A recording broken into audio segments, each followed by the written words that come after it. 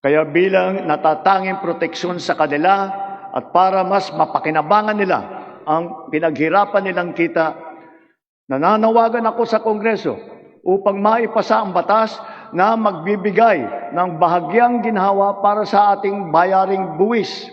Una, palawakin natin ang exemption sa income tax.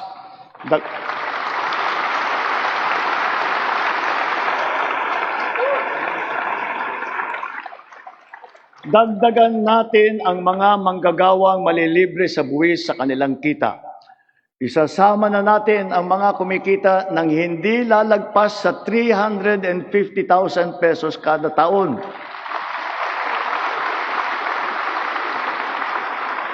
Kasabay nito ang karampatang pagbaba ng income tax ng iba parang manggagawa. Pangalawa, ang mga maliliit na negosyo ay hindi napapatawan ng minimum corporate income tax.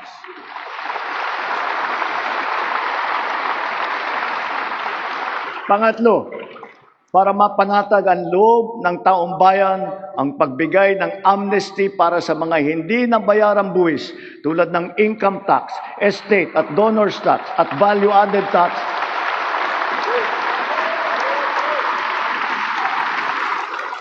Kasama na rin dyan ang mga multa na kaakibat ng mga ito.